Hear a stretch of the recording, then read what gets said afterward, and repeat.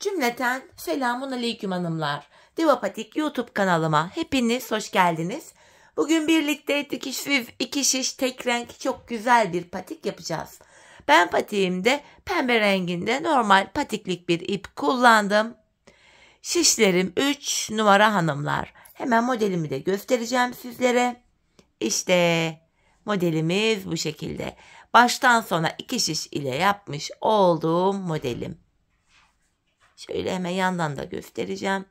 Hanımlar, patiğimizin hiçbir yerinde dikişimiz yok. Patiğimizi topuk bölümünden başlıyoruz. Tabanını, ondan sonra da üst bölümünü yaparak patiğimizi bitiriyoruz.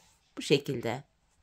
Bu patik benim elimin ölçülerine göre 37-38 numara ayaklar için uyumlu oldu. Patik boyunu büyütmek isteyenler için de örerken sizlere sayıları vereceğim. Patiğimize şu topuk bölümünden başlıyoruz hanımlar.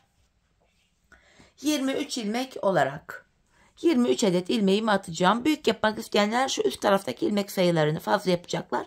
O bölümde sizlere anlatacağım zaten. Şu anda 23 adet ilmeğimi atıyorum. Bu şekilde 3. ilmeğim 4 5 23 ilmek tamamlayalım, gelelim. Evet hanımlar, 23 ilmeğimi attım, geldim. Hemen şu kenarına bir düğüm atacağım. Geri dönüyorum hanımlar. Geri döndüğümüzde bakın şöyle yakın göstereyim. Arka yüzdeyiz. Kenar ilmeğini örmeden alıyorum. Bu sıramızda ilmeklerin tamamını ters olarak örüyoruz. İlk sırada ilmekleri ters örüyoruz. Sıra sonuna kadar ilmeklerimizi ters örelim, gelelim. Evet hanımlar, ilmeklerin tamamını ters ördük. Şimdi geri dönüyorum, ön yüzdeyim. Ön yüzde olduğumuzu şöyle kabul ediyorum. Şu başlangıç ipimiz eğer sol taraftaysa ön yüzdeyiz demektir. Bu aşamada ön yüzde düz, arka yüzde ters uygulaması, ters örgü uygulaması yapacağız.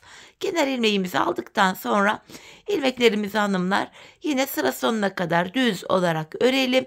Arka yüzde tekrar ters örüp gelelim. Evet hanımlar, ön yüzde düz, arka yüzde ters ilmeklerimi ördüm. Tekrar ön yüzdeyim. Aynı işlemi bir kere daha tekrar edeceğim. Şu anda ön yüzdeyim. Ön yüzde sıra sonuna kadar ilmeklerimizi düz olarak örelim. Arka yüzde de yine ilmekleri ters olarak örelim. Ön yüzde buluşalım. Evet hanımlar, ön yüzde düz, arka yüzde ters ilmeklerimizi ördük. Şimdi topuk bölümüne bakın hanımlar. Şu bölümleri yapacağız. Şu bölümleri yapacağız. Artırmalar olacak. Bu aşamada şöyle işaretlerim var. İlmekleri ayıracağım.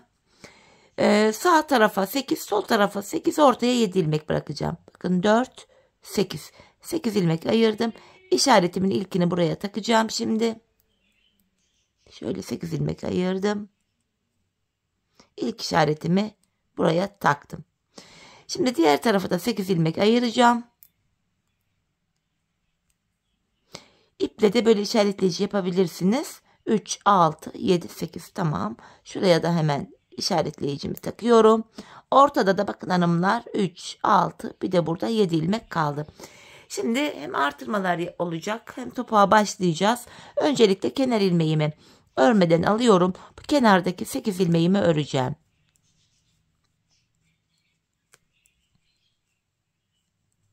Bakın işaretleyerek kadar olan 8 ilmeğimi ördüm. Hemen burada artırma yapacağım. Bakın şu arada bir ip geçişi var. Şurada ilmek arasında. Bu ipimi şöyle çaprazlamasını alacağım hanımlar. Şöyle delik görüntü oluşmasın diye. Bunu bu şekilde örüyorum. Aradaki ipi çevirip düz ördüm. İlk artırmamızı burada yaptık. İşaretleyicimi sağ şişime alıyorum. Ortadaki 7 ilmeği öreceğim. Çünkü ortadaki 7 ilmeğin sağına ve soluna artırma yapacağız. Bu şekilde ilmeklerimi örüyorum, 7 ilmeğimi. Yeniden işaretleyicimi aldım. Bu araya da yine şöyle artırmamı yapıyorum. Bakın şöyle arkadan aradaki ipe giriyorum. Bunu bu şekilde düz olarak ördüm. Hemen yanına bir ilmek daha örüp geri dönüyorum. Şimdi arka yüzdeyiz hanımlar.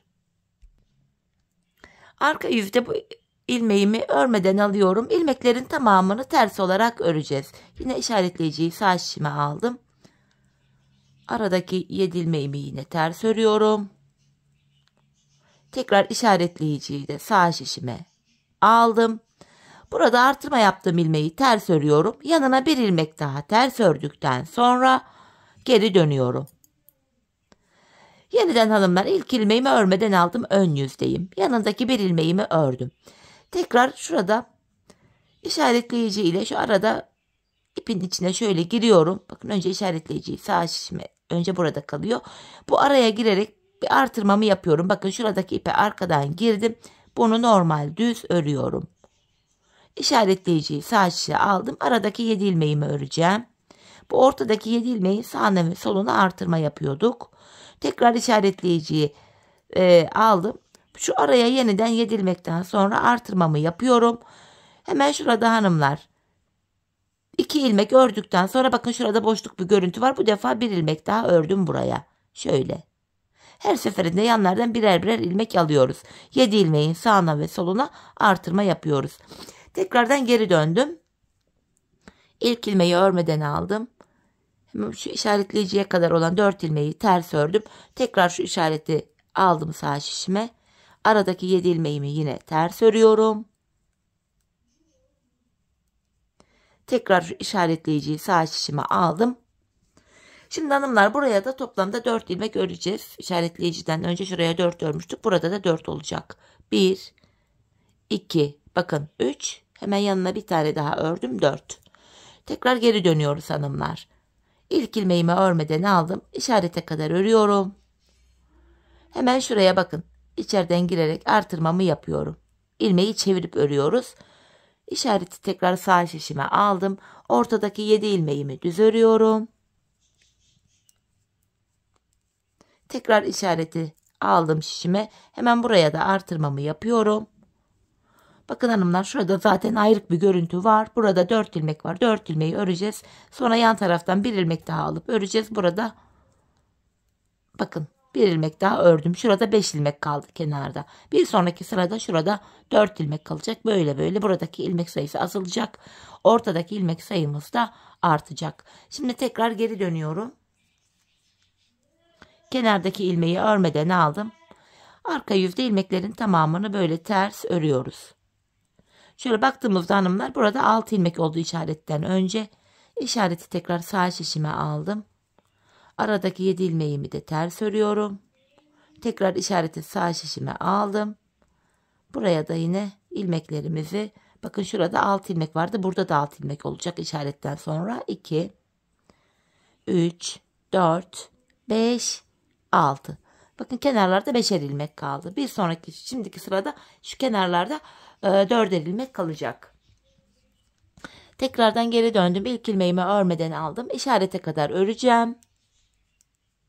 Hemen şu arada artırmamı yapıyorum. Bakın arkadan girdim. Şuraya artırmamı yaptım. İşaretimi sağ şişime aldım. Aradaki 7 ilmeğimi örüyorum. Tekrar işareti aldım. Hemen şuraya da artırmamı yapıyorum. Bakın arkadan girerek şuradaki ilmeği alıp çevirip düz örüyorum. Hemen kenardaki ilmeklerimi şöyle örüyorum. Bakın yeri belli zaten. Bu boşluk görüntü var. Ardından hemen yan taraftan da bir adet ilmek aldım. Onu da ördüm. Şurada şimdi 4 ilmek kaldı. Her seferinde birer birer ilmek alarak orta kısma ekliyoruz hanımlar. Şöyle bir görüntü var şimdilik. Şu anki görüntü çok da anlaşılmıyor olabilir ama zaten patik bitince kendini gösterecek model. Geri döndüm, arka yüzdeyim. İlk ilmeğimi örmeden alıyorum. Arka yüzde ilmeklerimizi ters örüyoruz. İşarete kadar ördüm. Tekrar işareti sağ şişime alıyorum. Aradaki 7 ilmeğimi de ters örüyorum. Tekrar işareti şöyle aktardım. Buradaki ilmekleri de yine ters öreceğim. Bu taraf hanımlar bakın toplamda 2, 4, 6, 8 ilmek örmüşüz. Buraya da 8 olacak. 2, 3, 4, 5, 6, 7, bir ilmek daha ördüm. 8. Bakın yanlarda bu defa 4'er tane ilmeğimiz kaldı. Şeklimiz hanımlar şimdilik şöyle görünüyor. Devam ediyorum yine. İpim karşıda, ilk ilmeğimi örmeden aldım. İşarete kadar olan ilmeklerimi örüyorum. Hemen şurada arkadan girip artırmamı yaptım. İşareti sağ şişime aldım. Ortadaki 7 ilmeğimi düz örüyorum. Yine işareti sağ tarafa aktardım. Hemen burada da artırmamı yaptıktan sonra bu yandaki ilmeklerimi de yine düz örüyorum. Bakın yeri belli zaten. Buraya kadar öreceğiz. Sonra yan taraftan bir ilmek daha alacağız. Kenarda 3 ilmek kalacak. Bakın bir ilmek daha aldım. Burada 3 ilmek kaldı. Şimdi geri dönüyoruz hanımlar. Arka yüzde yine kenarın ilk ilmeği aldıktan sonra diğer ilmeklerimi ters olarak örüyorum. Şimdi bu tarafta bakın 10 ilmeğimiz oldu. İşaretleyiciye kadar arada 10 ilmek oldu. Diğer tarafta da 10 olacak. İşareti hemen aldım sağ tarafa. İlmeklerimi yine ters olarak örüyorum.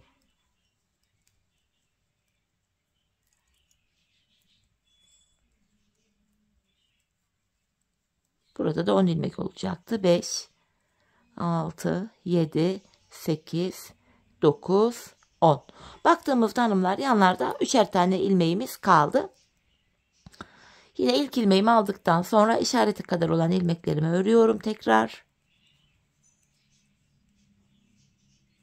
Hemen artırmamı yapıyorum. İşareti sağ şişime aldım. Yine ortadaki 7 ilmeğimi örüyorum. Topuk kısmında videoyu kesmedim hanımlar. Baştan sona göstereyim diye, kafa karışmasın diye. Bakın 7 ilmeği ördüm. İşaretten sonra hemen şöyle buraya da artırmamı yapıyorum. Bu kenardaki ilmeklerimi yine düz örüyorum. Bakın en son 3 ilmek kalmıştı. Birini daha ördüm. Şimdi 2 ilmek kaldı. Şimdi geri dönüyoruz hanımlar. Şu kenarda da şurada da toplam 2 ilmek kalana kadar bakın şurada ilmeklerin tamamını ters örelim gelelim. Evet, burada 2 ilmek kalana kadar ilmeklerimi ters ördüm. Şimdi tekrar ön yüzdeyiz hanımlar. İlk ilmeğimi aldıktan sonra işarete kadar ilmeklerimi örüyorum.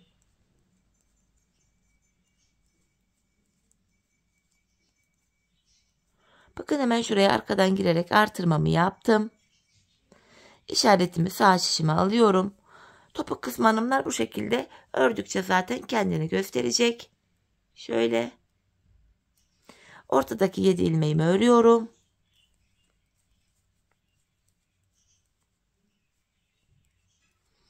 İşaretten sonra hemen buraya da artırmamı yapıyorum.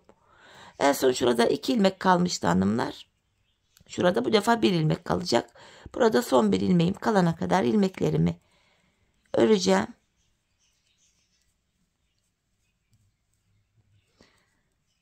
Bakın en sonki 2 ilmek kalmıştı. Birini daha ördüm. Burada artık son 1 ilmek kaldı. Şimdi geri dönüyoruz hanımlar. Arka yüzdeyiz.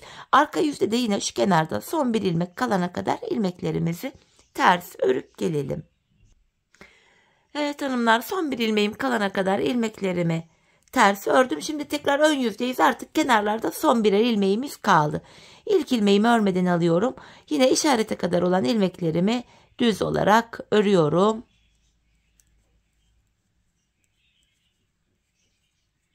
Bakın işaretime geldim. Hemen şurada arkadan girerek artırma işlemini yapıyorum. Örüyorum buradaki ilmeğimi. Şöyle. İşaretimi sağ taraf şişime aldım. Ortadaki 7 ilmeğimi yine düz örüyorum.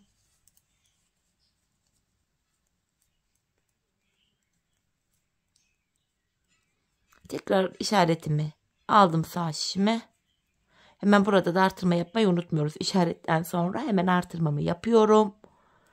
Bu defa hanımlar ilmeklerin tamamını öreceğiz sıra sonuna kadar. Son 1 ilmek kalmıştı, onu da öreceğiz. Bakın son 1 ilmeğim, onu da ördüm. Şimdi hanımlar arka yüzde ilmeklerin tamamını sıra sonuna kadar, artık hepsini, burada da 1 ilmek kaldı, bunu da öreceğiz. Sıra sonuna kadar hepsini ters örelim gelelim. Evet hanımlar, arka yüzde ilmeklerin tamamını ördüm. Yaptığımız artırmalarla birlikte artık burada 39 ilmeğimiz oldu. 39 ilmek var şu anda. Şimdi hanımlar tam olarak patiğimizin şu taban bölümündeki kesimleri de yapacağız. Şu bölümü, topuk bölümündeki şuradaki kesimlerimizi yapacağız. Yapacağımız işlem şöyle. Bakın ön yüzdeyim yine. İlmeklerimi örüyorum. Bakın kenar ilmeğini aldım. İşarete kadar olan ilmeklerimi örüyorum. Yine ön yüzde düz, arka yüzde ters örgü uygulaması yapıyoruz. Bakın işarete kadar olan ilmeklerimi ördüm. Hemen işaretimi yine sağ şişime aktarıyorum. Şimdi de hanımlar burada ortadaki 7 ilmeğimizi de öreceğim. Ortadaki 7 ilmeği de yine öreceğim. Şu birinci ilmek 2, 3, 4, 5, 6, 7. Şimdi kesimlerimizi yapacağız. Hemen yine işareti aldım. Kesimde şöyle 7 ilmekten sonra hemen yanlarda artırma yapmıştık. Şimdi kesme yapıyorum. Öndeki 2 ilmeği birlikte keserek ördüm. Yanına bir ilmek düz örüyorum. Ve öndeki 2 ilmeği kestim. Yanına bir ilmek düz ördüm. Şimdi geri dönüyorum hanımlar. Arka yüzdeyim. Bu ilk ilmeği örmeden aldım. Yanındakini ters örüyorum. İşareti aldıktan sonra ortadaki 7 ilmek yine ters örülüyor. Tekrardan bakın işaretimi sağ şişime aldım. Burada da hanımlar bu 2 ilmeği tersten kesiyorum. İşaretin yanındaki arka yüzde olduğum için tersten kesiyorum. Yanına bir ilmek ters ördüm. Şimdi geri dönüyorum. Şimdi ön yüzdeyiz hanımlar. Yapacağımız işlem şöyle. İlk ilmeğimi aldım. İkinciyi ördüm. Hemen işareti şimdi şöyle alıyorum. İlmeklerimi örüyorum hanımlar. Tekrardan bakın işareti şöyle aktardım. İşaretin yanında bakın yeri belli. Kesim yapmıştık. Bir ilmek düz örüp dönmüştük. Bakın bu kenar ile bura arasında boşluk bir görüntü var. Buradaki bir ilmeği örüyorum. Şuradaki sonuncu ilmeği örerken yandan da bir ilmek alıp ikisini kesiyorum. Ve ardından yanındaki bir ilmeğimi düz ördüm kesimden sonra. Tekrar geri dönüyorum. Arka yüzdeyiz hanımlar. Kenardaki ilmeğimi örmeden aldım. İlmeklerimi ters öreceğim. Şimdi işareti çıkarıyorum artık. Şimdi ilmeklerimi ters olarak örüyorum. Hemen şuradaki işareti de çıkarttım. Bakın şurada hanımlar. Bu kenar ile bir önceki sıra arasında şurada ayrık bir görüntü var. 7 ilmekten sonra 2 ilmek daha ördükten 7 ilmekten sonra yanındaki bir ilmeği de örüyorum. Sonuncu ilmeği örerken yandan da bir ilmek alıp ikisini tersten kesiyorum. Kesimden sonra bir ilmek de ters örüyorum yanına. Şimdi geri döndük hanımlar. Aynı işlemi yapacağız. Bakın şu orta bölüm ile şu kenar arasında ayrık bir görüntü var. Burada son bir ilmek kalana kadar öreceğim yine. İlk ilmeğimi örmeden aldım. Orada son bir ilmek kalana kadar öreceğim. Sonra kesim yapacağım. Bakın sonuncu ilmeğim. Bunu örerken yanındaki ilmeği de alıyorum. İkisini birlikte kestim. Yanına bir ilmek düz örüyorum. Kesimden sonra bir ilmek düz ördük. Şimdi geri dönüyorum. Arka yüzdeyim. Bakın taban ile kenar arasında yine ayrık bir görüntü var. Şurada son bir ilmek kalana kadar ilmekleri ters öreceğiz. Ters olarak örüyorum ilmeklerimi.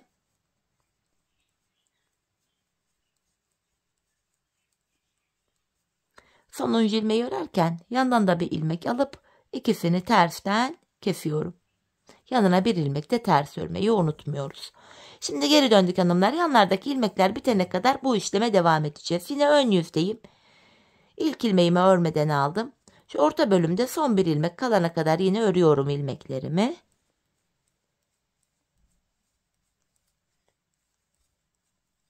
Bakın şurada son bir ilmek kaldı. Bunu örerken yandan da bir ilmek alıp ikisini kesiyorum. Yanına bir ilmek düz ördüm. Şimdi geri dönüyorum. Arka yüzdeyim. Yine burada orta bölümde son bir ilmek kalana kadar öreceğiz. Sonuncu ilmekte kesimi yapacağız. Yanına bir ilmekte ters öreceğiz. Ardından geri döneceğiz. Kenarlardaki ilmekler bitene kadar dediğim gibi bu işleme devam edeceğiz hanımlar. Bakın son bir ilmek kaldı. Bunu örerken yandan da bir ilmek alıp ikisini tersten kestim.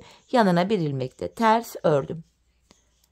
Bakın hanımlar yanlarda 4, 3 daha 7. Şurada da bakın 7 ilmek kaldı. Biz bu işleme bu yanlardaki şu 7'şer ilmek bitene kadar devam edeceğiz. Sonuncu ilmekte kesim yapıyoruz. Ön yüzdeysek yanına bir ilmek düz örüyoruz.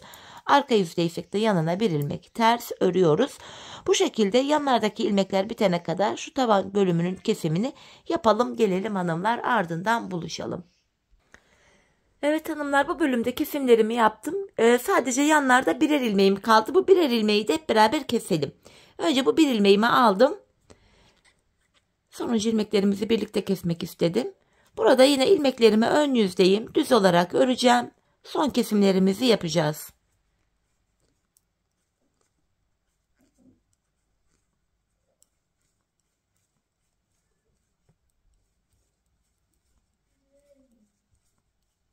Bakın burada son 2 ilmeğim kalana kadar ördüm. Son 2 ilmeğimi kestim. Normalde yanına bir ilmek düz örüyorduk. Düz örülecek ilmek kalmadığı için artık geri dönüyoruz. Arka yüzdeyim. Kenar ilmeğini örmeden aldım. Şimdi de arka yüzde son 2 ilmeğim kalana kadar öreceğim. Son 2 ilmeğimi arka yüzde olduğum için tersten keseceğim.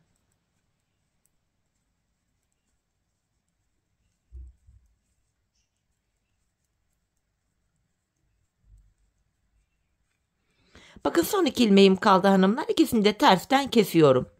Şimdi şişimizde tekrardan 23 adet ilmeğimiz kaldı. Bu şekilde kalan ilmek sayımız 23. Bu topuk bölümünü şu şekilde ördük. Yani şu taban bölümü.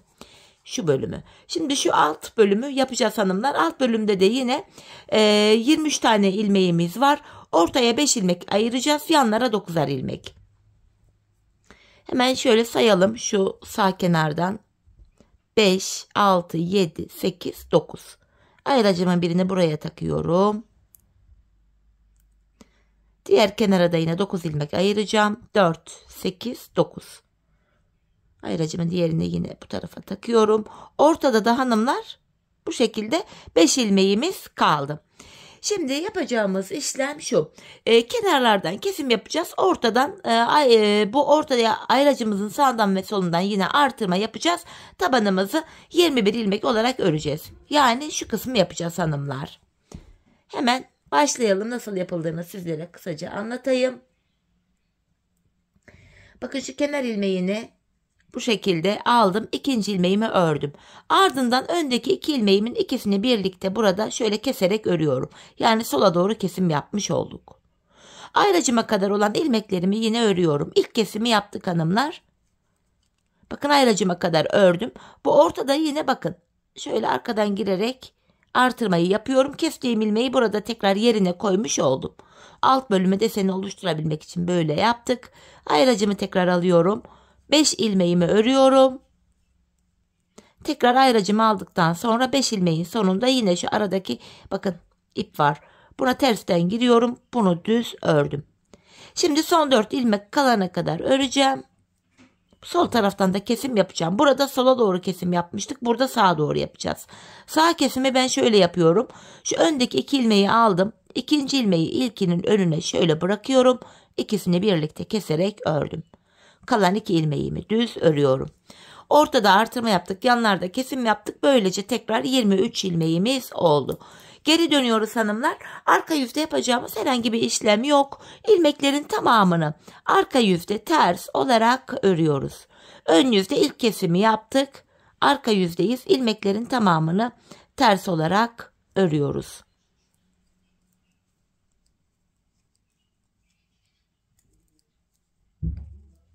Sıra sonuna kadar ilmeklerimi ters öreceğim. Tabanımız bu şekilde yapılacak hanımlar. Sonuncu ilmeğimi de ördüm. Şimdi ön yüzdeyiz. Bakın şurada yeri belli. Bir tane kesim yaptık. Şimdi ön yüzdeyiz. Yine aynı işlemi yapacağız. Kenar ilmeğinden sonra ikinci ilmeğimi örüyorum. Öndeki 2 ilmeğimi kesiyorum. Bu sağ tarafta sola doğru kesim yapıyoruz. Sol tarafta da sağa doğru kesim yapıyoruz. Şimdi ayracıma kadar öreceğim. Hemen buraya bakın arkadan girerek şöyle artırmamı yapıyorum. Bu şekilde aradaki 5 ilmeğimi düz örüyorum. Tekrardan şu ayracımı aldım. Hemen şuraya da bakın arkadan girerek artırmamı yapıyorum. Son 4 ilmek kalana kadar öreceğim hanımlar. Burada yine sağa doğru kesim yapıyorum. İkinci ilmeğimi ilk ilmeğimin önüne bırakıp ikisini keserek ördüm. Kalan 2 ilmeğimi düz örüyorum. Şimdi arka yüzdeyiz hanımlar. Yine arka yüzde kenar ilmeğinden sonra diğer ilmeklerimizi sıra sonuna kadar ters olarak örelim gelelim. Evet hanımlar, arka yüzde ilmeklerimizi ördük. Tekrar ön yüzdeyiz. Aynı işleme devam edeceğiz. Bu sıramızda da 3. kez kesimi yapacağız. Kenar ilmeğini aldım. İkinci ilmeği ördükten sonra öndeki 2 ilmeğimi kestim. Ayracıma kadar olan ilmeklerimi örüyorum. Bakın ayracıma geldim. Hemen burada aradan girerek şöyle artırmamı yaptım. Ayracımı alıyorum. Aradaki 5 ilmeğimi düz örüyorum. Hemen 5 ilmekten sonra ayracımı alıp bu tarafa da şöyle arkadan girerek artırmamı yapıyorum. Son 4 ilmek kalana kadar örüyorum. Burada da hanımlar ikinci ilmeğimi ilkinin önüne bırakıp sağa doğru kesimimi yaptım. Kalan 2 ilmeğimi örüyorum. Üçüncü kesimi de hanımlar böylece yaptık. Patiğimizin tabanı 23 ilmek üzerinden bu şekilde örülüyor. Sadece ön yüzde kesme ve artırma yapıyoruz. Arka yüzde ilmeklerin tamamını ters olarak örüyoruz. Dediğim gibi üçüncü kez kesimi yaptık. Ben bu patiğimin alt taban tarafını hanımlar, bakın şuradaki kesimlerimde toplamda 21 kere kesim yaptım. Bu aşamada hemen sizlere ölçüyü de vereyim. Hemen şu topuktan itibaren şu kesim yaptığım yerin ölçüsünü şöyle ortadan. Ona göre artık siz ayarlayın. Bakın ben 21 yaptım ama belki siz bu işlemi 21 değil de bakın şu kesim yaptığım yerden itibaren şöyle mezuramı koyuyorum. Şu burun kısmına kadar şöyle bakın 12 santim boyunca bu bölümü yapmışım. Yani taban bölüme, hani bakın şuradan başladım, yeri belli zaten, bakın hanımlar şuradan yeri belli. Şuradan da ölçünce burayı 12 santim kadar örmüşüm. Sonra burun kısmına geçtim. Sizler burayı yine benimle aynı hissede yapabilirsiniz. Çünkü patiğin boyutunda bir problem yok. En olarak biraz daha geniş olsun isterseniz, biraz daha esnek olsun isterseniz. Çünkü benimki tam oturdu ayağa. Şu üst bölümde ilmek sayılarını fazla yapacaksınız. Zaten bu bölüme gelince sizlere ne kadar fazla yapılacağını söyleyeceğim. Şimdi hanımlar hep birlikte patiğimizin şu kesim bölümünü ben 21 kere kesim yaptım. 12 santim oldu o da. Bu kesim bölümünü yapalım, gelelim burun kısmında buluşalım. Burada da kesimlerimiz olacak. Onları da yine birlikte yapalım. Evet hanımlar, patiğimin tavan bölümünü ördüm geldim. Burada 21 kere kesimimi yaptım. Şimdi burun kısmı için kesimler yapacağız. Bu defa ortalardan kesim yapmayacağız hanımlar. Kenarlardan aynı şekilde kesimlere devam edeceğiz. Kenar ilmeğinden sonra ikinci ilmeğimi örüyorum. Öndeki 2 ilmeğimi kestim. Şimdi son 4 ilmek kalana kadar öreceğim. Ortalardan artırma yapmıyoruz artık. Şu işaretlerimi de çıkaracağım.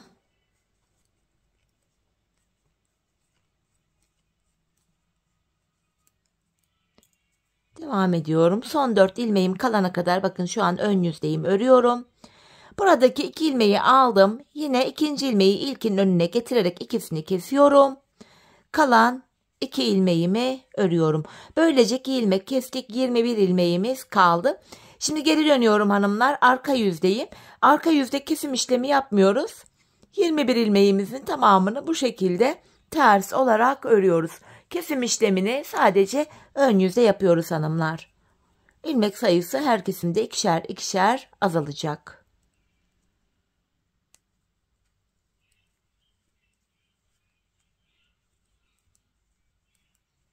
Sonuncu ilmeği de ördükten sonra geri dönüyorum. Ön yüzdeyim. Aynı kesimi yapacağız yine. Kenar ilmeğinden sonra ikinci ilmeği ördüm. Öndeki 2 ilmeği kesiyorum. Şimdi yine son 4 ilmeğim kalana kadar öreceğim. Kesimimi yapacağım.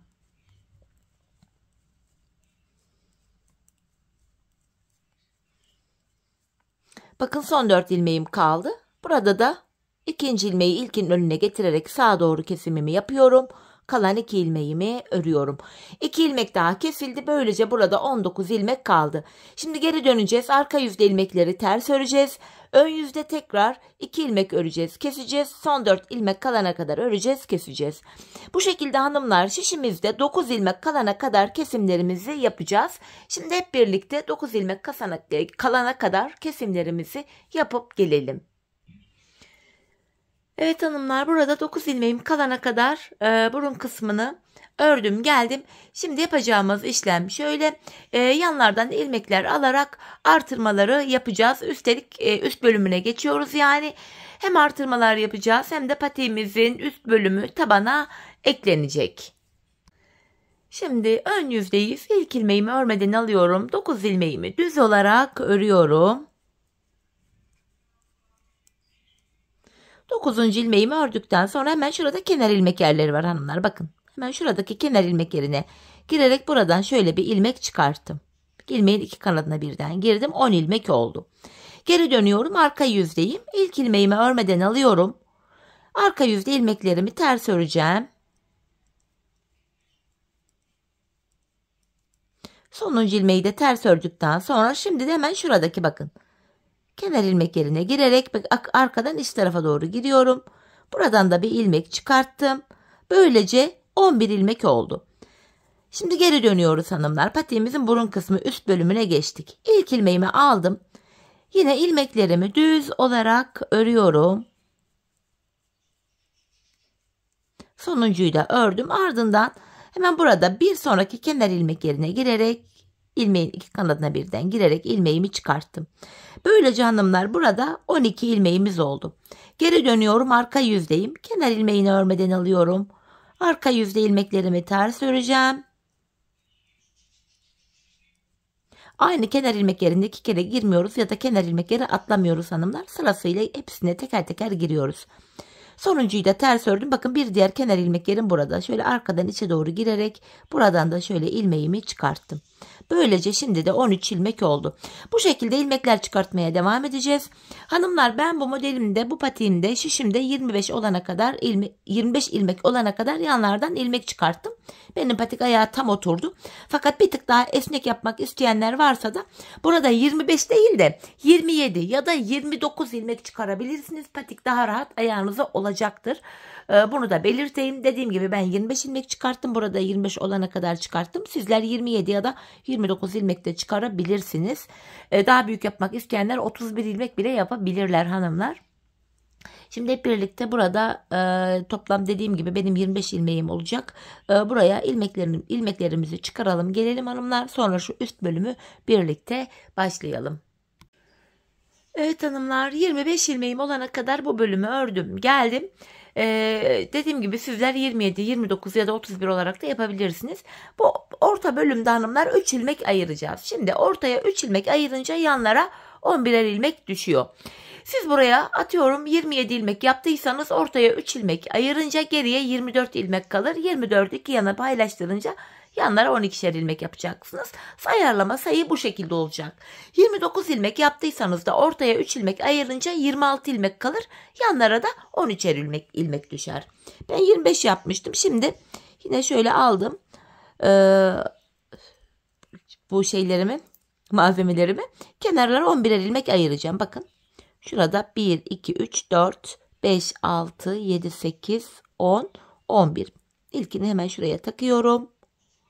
Ortaya 3 ilmek koyacağız şimdi bu aşamada. Hemen 3 ilmeğin yan tarafına tekrardan şöyle bu ayracımı koyuyorum. Saydığımızda diğer tarafta da 11 ilmek kalıyor. Bakın 3, 6, 9, 10, 11. Şimdi hanımlar, burada yapacağımız işlem şöyle. Taban bölümde buralardan artırmalar yapmıştık. Şimdi kesme olarak yapacağız bu bölümleri. Şöyle ki buradan kenardan ilk ilmeğimi aldım. Burada son ayracıma kadar 2 ilmek kalana kadar öreceğim. Yani ortaya 3 ilmek ayırmıştık. İlk ayracıma bakın 2 ilmek kalana kadar bu bölümü ördüm. Şimdi hanımlar, burada sağa doğru kesim yapacağım. Şu öndeki 2 ilmeği alıyorum. İkinci ilmeği ilkinin önüne şöyle getirip ikisini birlikte keserek örüyorum. Ayracımı şöyle sağ şişime aldım. Ortaya 3 ilmeğimi örüyorum. Tekrar ayracımı aldıktan sonra burada da sol tarafta da sola doğru kesim yapacağız. Öndeki 2 ilmeğimin ikisini keserek örüyorum.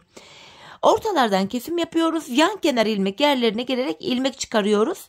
Böylece artık 25 ilmeğiniz varsa 25 ilmek olarak devam ediyor. 27 varsa 27 ilmek olarak devam ediyor. Bakın sonuncu ilmeğe kadar ördüm. En son buradaki kenar ilmek yerine girerek ilmek çıkartıyorum. Şimdi geri dönüyorum hanımlar. Arka yüzdeyim. Arka yüzde kenar ilmeğini aldıktan sonra ilmeklerin tamamını ters olarak örüyoruz. Hepsini ters öreceğim. Ayracın arasında 3 ilmek var. Sağından ve solundan kesim yapıyoruz. Ardından da yan kenar ilmek yerlerine girerek birer tane ilmek çıkarıyoruz. Böylece sayı korunmuş oluyor. Topuk bölümünü ve taban bölümü yaparken orta bölümün yanlardan artırma yapmıştık. Üst bölümde kesme yapıyoruz. Bakın sonuncu ilmeğimi de ters ördükten sonra yine şurada sıradaki kenar ilmek yerine şöyle içeriden girerek bakın buradan şöyle bir ilmek çıkarıyorum. Tekrar burada hanımlar saydığımızda 25 ilmeğimiz oluyor. Şimdi tekrar aynı işlemi yapalım. Ön yüzdeyim. İlk ilmeğimi aldıktan sonra bu ayracıma kadar olan 2 ilmeğe kadar olan ilmekleri örüyorum. Bakın 2 ilmek kaldı burada. Bu 2 ilmeği aldım. Sağ kesim yapıyorum. İkinci ilmeğimi ilkinin önüne getirip ikisini kestim. Ayracımı sağ şişime alıyorum. 3 ilmeğimi örüyorum. Tekrar 3 ilmekten sonra sol tarafta da burada sola doğru kesim yapıyorum. Yani bu 2 ilmeğin ikisini birlikte keserek örüyorum. Diğer ilmeklerimi de öreceğim şimdi. Bakın sonuncu ilmeğimi de ördükten sonra hemen bir diğer sıradaki kenar ilmek yerine girerek ilmek çıkarıyorum. Patiğimizin tabanı bu şekilde örülüyor. Pardon, üst bölümü. Tekrar geri döndüm. Arka yüzde bir işlem yok. İlmeklerin tamamı arka yüzde ters olarak örülüyor hanımlar. Bu şekilde yine ayrıca aldım. Aradaki 3 ilmeğimi de yine ters örüyorum. Patiğimizin üst bölümü de bu şekilde yapılacak.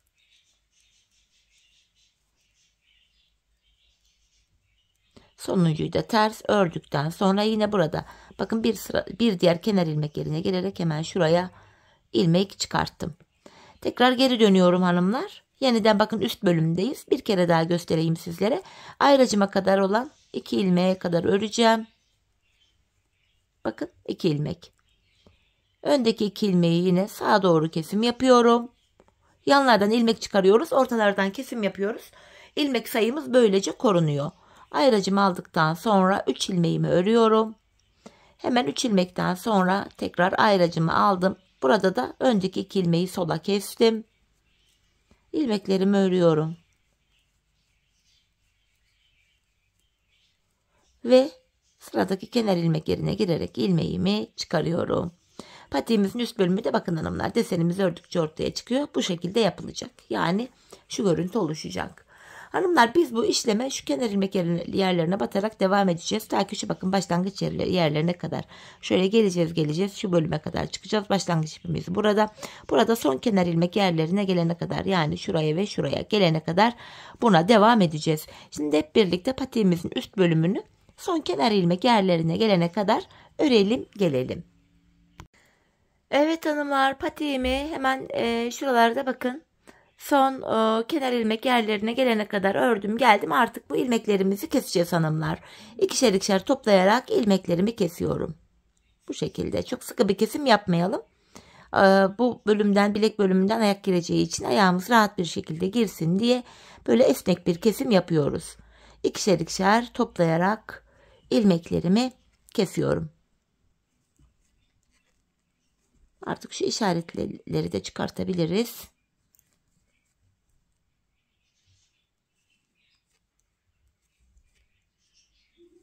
Diğer işareti de çıkaracağım.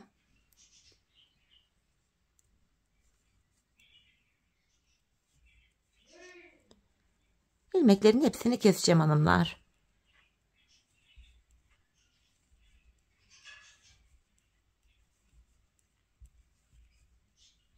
Son bir ilmeğim kaldı, onu da kesiyorum. Bu aşamada şöyle şişlerimi bıraktım kenara. Tığ ile patiğimizin şu bilek kenarını yapacağız hanımlar. Elinize uygun herhangi bir tığ kullanabilirsiniz. Tığ numarası burada çok da önemli değil. Bu kenarda tümsek bir görüntü oluşmasın diye şöyle dibine batarak burayı öncelikle şöyle bir düzlüyorum. Bu şekilde. Patiğimizin kenarına hanımlar yapacağım işlem. Şöyle ipimi tığıma doluyorum. Bakın burada başlangıç ipimiz vardı. Bu ucu da arada gizleyerek götürelim. Hemen şurada ilk kenar ilmek yerine girerek ilmek çıkartıyorum. Tığımdaki 3 ilmeği topluyorum. İpimi tığıma doluyorum. Sıradaki kenar ilmek yerine ilmeğin iki kanadına birden batarak ilmek çıkarıyorum ve tığımdaki 3 ilmeği topluyorum. Bu şekilde bakın tığımdaki ilmeğim gevşek. İlmeğimizi gevşek tutarak bu işlemi yapalım hanımlar. Bu kenar tığlamasını gevşek yapalım. Hani az önce de söylediğim gibi ayağımız patiğimize kolay girsin diye gevşek bir şekilde tığlamamızı yapıyoruz. Sıradaki kenar ilmek yerlerine girerek bu şekilde tığlamamızı yapıyoruz hanımlar. İpimi tığıma doluyorum. Sıradaki kenar ilmek yerine girip ilmek çıkarıyorum ve tığımdaki 3 ilmeği topluyorum. Bu şekilde yapıyoruz. Bu şekilde patiğimizin çevresini dolanalım hanımlar. İlk başladığımız yere kadar tığlama işlemini tamamlayalım gelelim. Evet hanımlar, patiğimin çevresini dolandım geldim ilk başladığım yere kadar. Bu ilk sık iğnenin yanına girerek hemen şurayı bir düzlüyorum. Bir kere dolandık. Aynı işlemi 3 kere tekrar edeceğiz hanımlar. Bakın patiğimizin çevresini 3 kere böyle dolanacağız. Şimdi ikincisini yapacağız. Bunun için bir zincir çektim. Başlıyorum. İpimi tığıma doladım. Bakın yine sıradaki kenar ilmek yerine girerek ilmek çıkarıp tığımdaki ilmekleri topluyorum. Aynı işlemi ikinci kez tekrar ediyoruz. Patiğimizin çevresini hanımlar bu şekilde 3 kere dolanacağız. İlkini dolandık, ikinciyi başlattık. İkinciyi de dolandıktan sonra tekrardan aynı işlemi yapıp 3. kez bir daha dolanacağız. 3 kere yapmış olacağız böylece. Patiğimizin çevresini bu şekilde şu başlangıç yerine kadar 2. turu tamamladıktan sonra 3. turu da tamamlayalım. Gelelim sonrasında buluşalım hanımlar. Evet hanımlar, patiğimin çevresini size anlattığım gibi 3 kere bu şekilde dolandım geldim. Şuraya en son bir tane zincir çekip ipimi kesiyorum. Hemen ipimizin ucunu gizleyeceğim. Sonra patiğimize bakalım görünüşüne. Şöyle sıkılayarak ipimin ucunu arka ilmek aralarına girerek şöyle gizliyorum. Bu şekilde. Evet hanımlar, patiğimizi yaptık. Hemen şöyle düzelteyim. Bakın patiğimizin yandan görüntüsü şöyle. Bakın gayet şöyle açıyorum. Açılma özelliğine sahip esnek bir yapısı var. Patiğimiz görüntü olarak bakın çeviriyorum. Bu. Baştan sona dikişsiz yaptık. Şöyle düzelteyim. Düz duruşla bu şekilde. Tabanı, topuk kısmı, model böyle. Yan duruşta dediğim gibi bu şekilde. Hemen manken ayağıma giydireceğim hanımlar patiğimi şimdi. Ayağımızda da görelim. Çok güzel, çok şık bir patik oldu. Çok zarif, tek renk, sade, hoş bir modeli oldu. Ben çok beğenerek yaptım. Çok severek yaptım. Kolay da oldu. Umarım sizler de benimle birlikte patiğinizi beğenerek, severek yaparsınız. Yapacak olanlara da şimdiden kolay gelsin diyorum. İşte hanımlar, patiğimizin ayaktaki duruşu da bu şekilde ayağımıza giydirdik. Patiğimizin üst bölümü, yanları, şöyle patiğimizin tabanı, arka topuk kısmı yine bu şekilde. Şöyle düzelteyim, makineye kaygan olduğu için tam düzeltemedim. Şu şekilde arka topuk kısmı. Modelimiz bu şekilde hanımlar. Evet, yine güzel bir modelin daha birlikte sonuna geldik. Umarım sizlere faydalı, hoş bir video olmuştur. Yeni modellerde, yeni videolarda buluşmak dileğiyle. Şimdilik hoşça kalın, sağlıcakla kalın.